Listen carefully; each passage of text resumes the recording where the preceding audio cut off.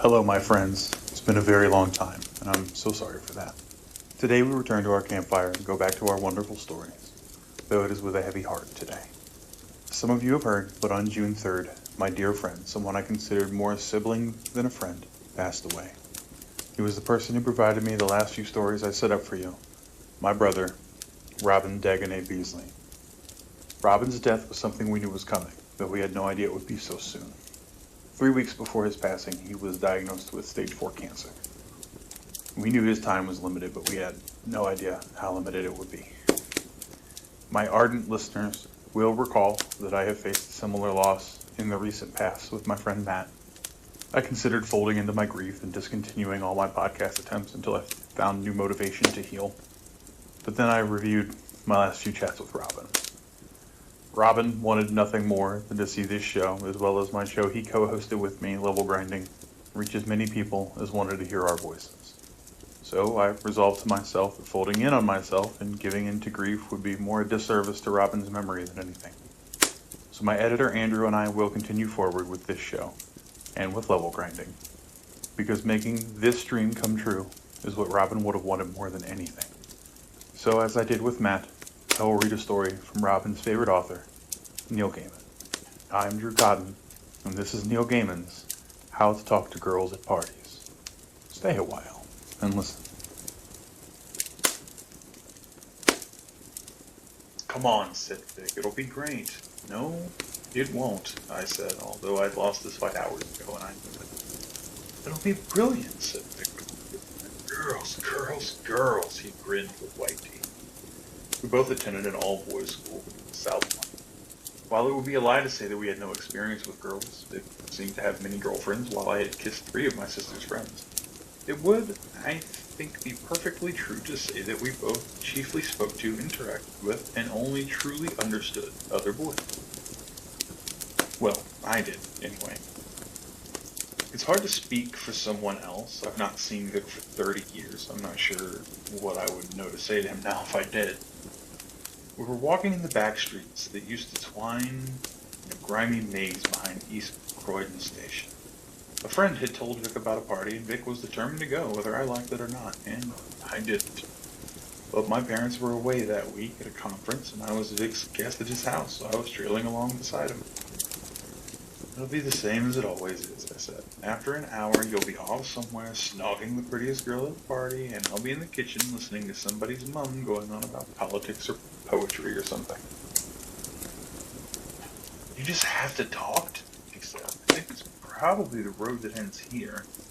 He gestured cheerfully, swinging the bag with the bottle in it. Don't you know? Allison gave me directions and I wrote them on a bit of paper, but I left it at the hall table. It's okay, I can find it. How? Hope welled slowly up inside. We walked down the road, he said, as if speaking to an idiot child, and we looked for the party. Easy.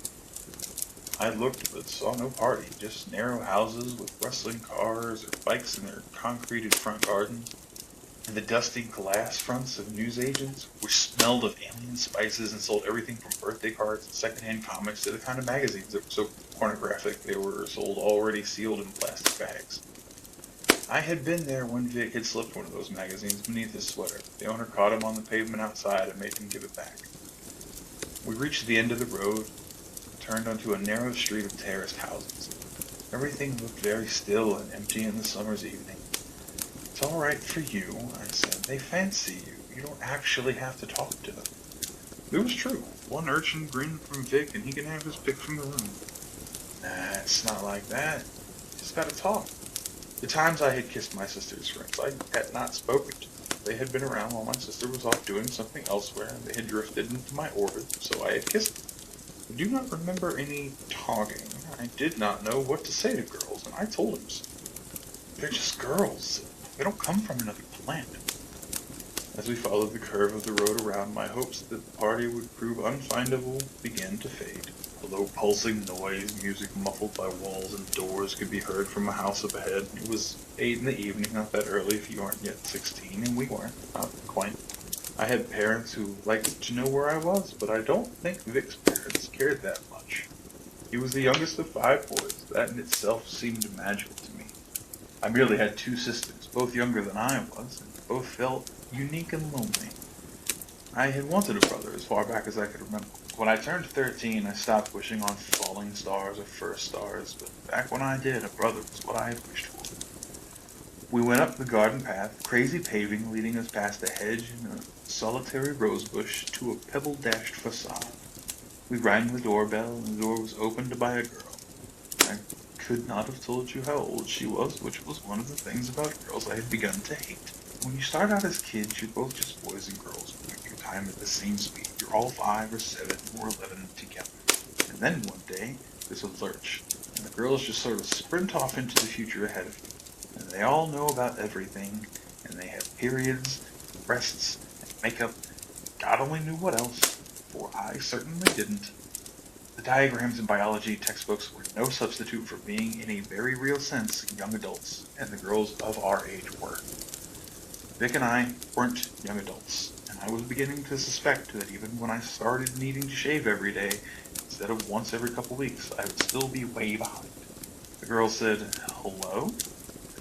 Vic said, "We're friends of Allison's." We had met Allison, all freckles and orange hair and a wicked smile, in Hamburg on a German exchange. The exchange organizers had sent some girls with us from a girls' school to balance the sexes. The girls our age, more or less, were raucous, funny, and had more or less adult boyfriends, cars, jobs, and motorbikes. In the case of one girl with crooked teeth and a raccoon coat who spoke to me about it sadly at the end of a party in Hamburg and, of course, the kitchen, a wife and kids. "She isn't here," said the girl at the door. "Oh, Alice." "Not to worry," said Vic with an easy grin. "I'm Vic. This is N." A beat, and then the girl smiled back at him. Vic had a bottle of white wine in a plastic bag removed from his parents' kitchen cabinet. "Where should I put this, then?" She stood out of the way, letting us enter. "There's a kitchen in the back," she said. "Put it on the table there with the other bottles." She had golden, wavy hair and was very beautiful. The hall was dim in the twilight, but I could still see that she was beautiful. "What's your name, then?" said Vic. She told him it was Stella, and he grinned, his crooked white grin, and told her that that had to be the prettiest name he'd ever heard. Smooth bastard. And what was worse is that he said it like he meant it. Vic headed back to drop the wine off in the kitchen, and I looked into the front room where the music was coming from. There were people dancing in there. Stella walked in, she started to dance, swaying to the music all alone, and I watched her. This was during the early days of punk. On our own record players, we would play the Adverts and the Jam and the Stranglers and the Clash and the Sex Pistols. At other people's parties, you'd hear ELO or 10cc or even Roxy music. Maybe some Bowie if you were lucky. During the German exchange, the only LP that we had all been able to agree on was Neil Young's Harvest, and his song "A Heart of Gold" had threaded through the trip like a refrain. "Across the ocean for a heart of gold." The music playing in that front room wasn't anything I recognized. It sounded a bit like a German electronic pop group called Kraftwerk, but it was a bit like an LP I'd been given for my last birthday. Strange sounds made by a BBC radiophonic workshop. The music had a beat, though, and a half dozen girls in the room were moving gently to it, although I only looked at Stella. She shone. Vic pushed past me into the room. He was holding a can of lager. "There's booze back in the kitchen," he told me. He wandered over to Stella and began to talk to her. I couldn't hear what they were saying over the music, but I knew there was no room for me in that conversation. I didn't like beer and hops back then. I went off to see if there was something I wanted to drink. On the kitchen table stood a large bottle of Coca-Cola, and I poured myself a plastic tumbler full. And I didn't dare say anything to the pair of girls who were talking in the underlit kitchen. They were animated and utterly lovely. Each of them had very black skin and glossy hair and movie star clothes, and their accents were foreign, and each of them was out of my league. I wandered, Coke in hand. The house was deeper than it looked, larger and more complex than the 2-up, 2-down model I had imagined. The rooms were underlit. I doubt there was a bulb of more than 40 watts in the building, and each room I went into was inhabited. In my memory, inhabited only by girls. I did not go upstairs. A girl was the only occupant of the conservatory. Her hair was so fair it was white and long and straight, and she sat at the glass-topped table, her hands clasped together, staring at the garden outside and the gathering dusk. She seemed wistful. "You mind if I sit here?" I asked, gesturing with my cup. She shook her head and followed it up with a shrug to indicate that it was all the same to her. I sat down. Vic walked past the conservatory door. He was talking to Stella, but he looked at me sitting at the table, wrapped in shyness and awkwardness, and he opened and closed his hand in a parody of a speaking mouth. Talk. Right. Are you from around here? I asked the girl. She shook her head. She wore a low-cut, silvery top. I tried not to stare at the swell of her breasts. I said, "What's your name?" "I'm Ed." "When's Wayne?" she said, or something that sounded like it. "I'm a second." That's a different name." She fixed me with huge, liquid eyes. "It indicates that my progenitor was also Wayne, and that I am obligated to report back to her. I may not breathe." "Ha! Well, a bit early for that anyway, isn't it?" She unclasped her hands, raised them above the table, and spread her fingers. You see, the little finger on her left hand was crooked, and it bifurcated at the top, splitting into two smaller fingertips. A minor deformity. When I was finished, a decision: would I be retained or eliminated? I was fortunate that the decision was with me. Now, I travel while my more perfect sisters remain at home in stasis. They were firsts, I am a second. Soon I must return to Wayne, tell her all my impressions of this place and yours. I don't actually live in Croydon, I said. I don't come from here. I wondered if she was American. I had no idea what she was talking about. As you say, she agreed. Neither of us comes from here. She folded her six-fingered left hand beneath her right, as if tucking it out of sight. I had expected it to be bigger and cleaner and more colorful, but still, it is a jewel. She yawned, covered her mouth with her right hand only for a moment before it was back on the table. I grow weary of the journeying, and I wish sometimes that it would end. On a street in Rio at Carnival, I saw them on a bridge, golden and tall and insect-eyed and winged and elated. I almost ran to greet them before I saw that they were only people in costumes.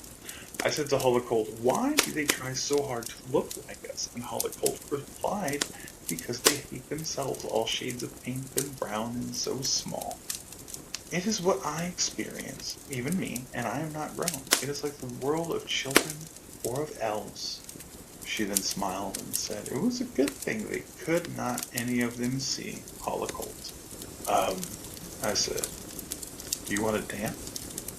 She shook her head immediately. "It is not permitted," she said. "I can do nothing that might cause damage to property. I am Wayne's." "Would you like something to drink, then?" "Water," she said. I went back to the kitchen, poured myself another Coke, and filled a cup with water from the tap. From the kitchen back to the hall, from there to the conservatory. But now it was quite empty. I wondered if the girl had gone to the toilet, if she had changed her mind about dancing. I walked back to the front room and stared in. The place was filling up. There were more girls dancing and several lads I didn't know who looked a few years older than me and Vic. The lads and girls all kept their distance, but Vic was holding Stella's hand as they danced. When the song ended, he put an arm around her, casually, almost proprietorily, to make sure that nobody else cut. I wondered if the girl I had been talking to in the conservatory was now upstairs. She did not appear to be on the ground floor. I walked into the living room, which was across the hall from the room where the people were dancing, and sat down on the sofa. There was a girl already sitting there. She had dark hair, cut short and spiky in a nervous manner. "Talk," I thought. "This mug of water's going spare," I told her, "if you want it." She nodded and reached out her hand and took the mug extremely carefully, as if she were unused to taking things, as if she could trust neither her vision nor her hands. "I love being a tourist," she said, and smiled hesitantly. She had a gap between her two front teeth, and she sipped the tap water as if she were an adult sipping a fine wine. Last tour, we went to the sun, and we swam in the sunfire pools with the whales. We heard their histories, and we shivered in the chill of the outer places. Then we swam deeper, where the heat churned and comforted us. I wanted to go back. This time, I wanted. There was so much I had not seen. Instead, we came to the world. I wanted to go back. This time I wanted it. There was so much I had not seen. Instead, we came to this world. Do you like it? Like what? She gestured vaguely to the room, sofa, the armchairs, and her unused gas fire. Something right, I suppose. I told them I did not wish to visit the world, she said. My parent teacher was unimpressed. "You will have much to learn," it told me. I said I could learn more in the sun again, or in the depths. Just as spun webs between galaxies, I want to do that. But no, there was no reasoning with it, and I came to the world. Parent teacher engulfed me, and I was here, embodied in a decaying lump of meat hanging on a frame of calcium. As I incarnated, I felt things deep inside me fluttering and pumping and squishing. It was my first experience with pushing air through the mouth, vibrating the vocal cords on the way. And I used it to tell parent teacher that I wished I would die, which it acknowledged was the inevitable exit strategy. There were black worry beads wrapped around her wrist, and she fiddled with them as she spoke. But knowledge is here in the meat, she said, and I am resolved to learn from it. We were sitting close at the center of the sofa now. I decided I should put an arm around her, casually. I would extend my arm along the back of the sofa and sort of eventually creep it down, almost imperceptibly, until it was touching her. She said, the thing with the liquid in the eyes when the world blurs? Nobody told me, and I still do not understand. I have touched the folds of the whisper and pulsed and flown with the tachyon swans, and I still do not understand. She wasn't the prettiest girl there, but seemed nice enough, and she was a girl, anyway. I let my arm slide down a little tentatively so that it made contact with her back, and she did not tell me to take it away. Vic called to me then from the doorway. He was standing with his arm around Stella, protectively waving at me. I tried to let him know by shaking my head that I was onto something, but he called my name, and reluctantly I got up from the sofa and walked over to the door. What? Look, pardon, Vic said apologetically. It's not the one I thought it was. I've been talking to Stella and I figured it out. Well, she sort of explained it to me. We're at a different party. Christ, are we in trouble? Do we have to go? Stella shook her head. He leaned down and kissed her gently on the lips. You're just happy to have me here, aren't you, darling? No, I am, she told him. He looked from her back to me, and he smiled his white smile, roguish, lovable, a little bit artful dowager, a little bit wise boy Prince Charming. Don't worry, they're all tourists here anyway. It's a foreign exchange thing, isn't it? When we all went to Germany. It is? And you gotta talk to them. That means you gotta listen to them, too. You understand? I did. I already talked to a couple of them. You getting anywhere? Was until you called me over. Sorry about that. Look, I just wanted to fill you in, right? And he patted my arm and he walked away with Stella. Then together, the two of them went up the stairs. Understand me. All the girls at that party in the twilight were lovely. They all had perfect faces, but more importantly than that, they had whatever strangeness of proportion, of oddness or humanity it is that makes beauty something more than a shop window dummy. Stella was the most lovely of any of them, but she, of course, was Vix. And they were going upstairs together, and that's just how things would always be. There were several people now sitting on the sofa, talking to the gap-toothed girl. Someone told a joke, and they all laughed. I would have had to push my way in there to sit next to her again. It didn't look like she was expecting me back or cared that I had gone. So I wandered out into the hall. I glanced in at the dancers and found myself wondering where the music was coming from. I couldn't see a record player or speakers. From the hall, I had walked back to the kitchen. Kitchens are good at parties. You never need an excuse to be there, and on the good side, at this party, I couldn't see any signs of someone's mouth. I inspected the various bottles and cans on the kitchen table, and then I poured a half-inch of Pernod into the bottom of my plastic cup, which I filled to the top with Coke. I dropped a couple of ice cubes and took a sip, relishing the sweet shot tang of the drink. What are you drinking? A girl's voice said. It's Pernod, I told her. It tastes like aniseed balls, only it's alcoholic. I didn't say that, I only tried it because I heard someone in the crowd ask for a Pernod on a Live Velvet Underground LP. Can I have one? I poured another Pernod, topped it off with Coke, and passed it to her. Her hair was a coppery auburn, and it tumbled about her head in ringlets. It is not a hairstyle you see much now, but you saw it a lot after that. What's your name? I asked. Trollette, she said. Pretty name, I told her, although I wasn't sure it was. She was pretty, though. It's a verse form, she said proudly. Like me. You're a poet? She smiled and looked down and away, perhaps bashfully. Her profile was almost flat, a perfect Grecian nose that came down from her forehead in a straight line. We did Antiope in the school theater the previous year, and I was the messenger who brings Crayon the news of Antione's death. We wore half masks that made us all like that. I thought of that play, looking at her face in the kitchen. And I thought of Barry Smith's drawings of women in the Conan comics. 5 years later, I would have thought of the pre-Raphaelites of Jane Morris and Lizzie Seidel, but I was only 15 then. You're a poem? I repeated. She chewed her lower lip. If you want. I am a poem, or I am a pattern, or a race of people whose world was swallowed by the sea. Isn't it hard to be three things at the same time? What's your name? N. So you are N, she said, and you are a male, and you are a body. Is it hard to be three things at the same time? But they aren't different things. I mean, they aren't contradictory. It was a word I had read too many times, but never said aloud before that night. I put stress in wrong. Contradictory. She wore a thin dress made of white silky fabric. Her eyes were a pale green, a color that would now make me think of tinted contact lenses, but this was 30 years ago. Things were different then. I remember wondering about Vic and Stella upstairs, but by now I was sure that they were in one of the bedrooms, and I envied Vic so much it almost hurt. Still, I was talking to this girl, even if we were talking nonsense, even if her name wasn't really Toilette. My generation had not been given hippie names, all the rainbows and sunshines and moons. They were only 6, 7, 8 years old back. She said, we knew that it would soon be over, so we put it all into a poem. Tell the universe who we were, and why we were here, and what we said and did and thought and dreamed and yearned for. We wrapped our dreams in words and patterned the words so they would live forever. Unforgettable.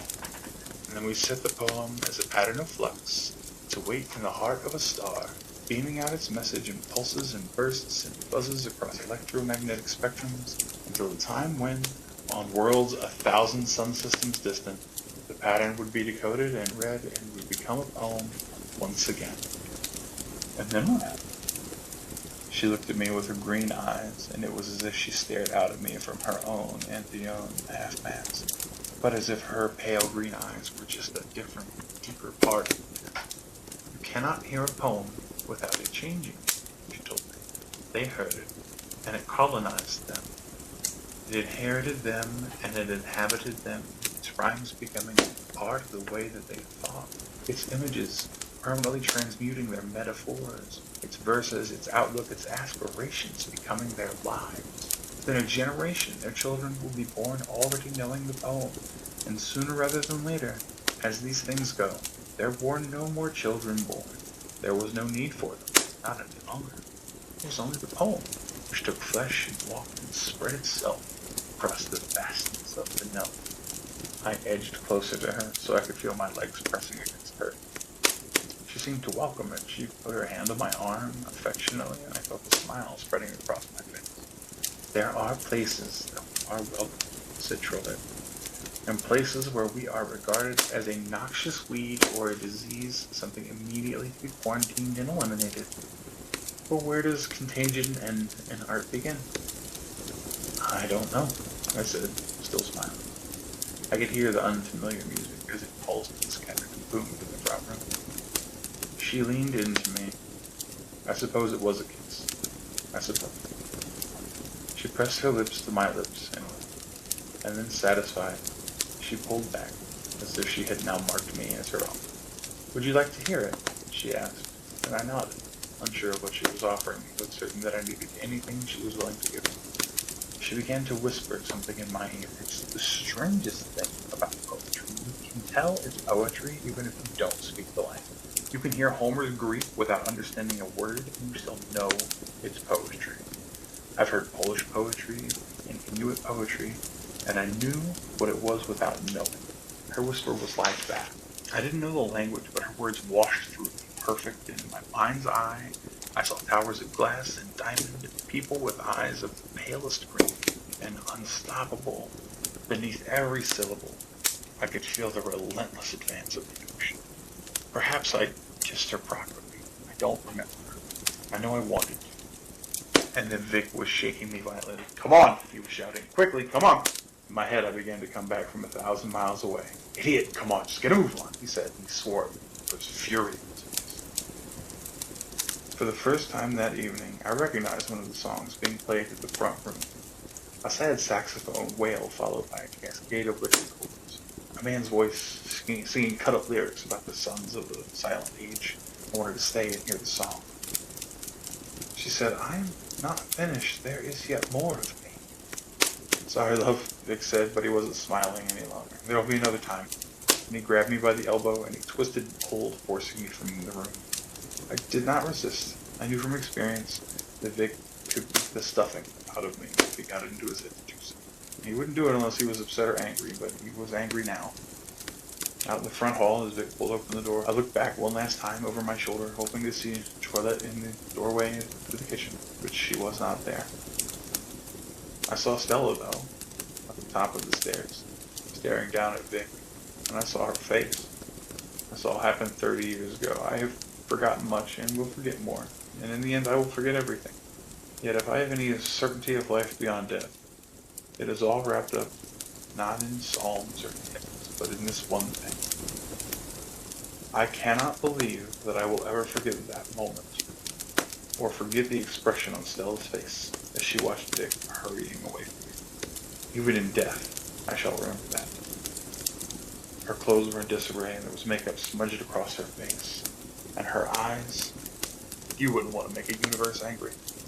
And I bet an angry universe would look at you with eyes like that. We ran then, me and Vic, away from the party and the tourists in the twilight.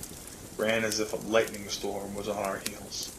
A mad helter-skelter dash down a confusion of streets, threading through the maze. We did not look back, and we did not stop until we could breathe. And then we stopped and panted, unable to run any longer. We were in pain. I held onto a wall and Vic threw up hard and long into the gutter. He wiped his mouth. She wasn't a... He stopped. He shook his head. And then he said, "You know, I think there's a thing. When you've gone as far as you dare, and if you go any further, you wouldn't be you anymore. You'd be the person who'd done that. Places you just can't go." I think that's what happened to me tonight. I thought I knew what he was saying. "Screw her, you mean?" I said. He rammed a knuckle hard against my temple and twisted it violently, wondering if I was going to have to fight him and lose, but after a moment he lowered his hand and moved away from me, making a low gulping noise. I looked at him curiously, and then I realized he was crying. His face was scarlet with snot and tears rained down his cheeks. Vic was sobbing in the street, as unselfconsciously and heartbreakingly as a little boy. He walked away from me then, shoulders heaving, and he hurried down the road so that he was in front of me and I could no longer see his face. I wondered what had occurred in that upstairs room to make him believe that, to scare him so, and I could not even begin to guess. The streetlights came on, one by one. Vic stumbled on ahead, while I trudged down the street behind him in the dusk, my feet treading out to the measure of a poem. Try as I might, I could not properly remember and would never be able to repeat. Thank you for joining me for this celebration and farewell to my darling friend.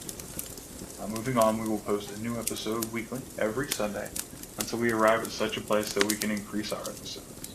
Please bear with us, accept my deepest apologies, and be sure to say goodbye if you knew Robin. I love you, my friend. I told you every day, and it will still never have been enough. I'm Drew Cotton. Thank you so much for joining me today. I'll see you next week. But until then, check out our other episodes. Stay a while and listen.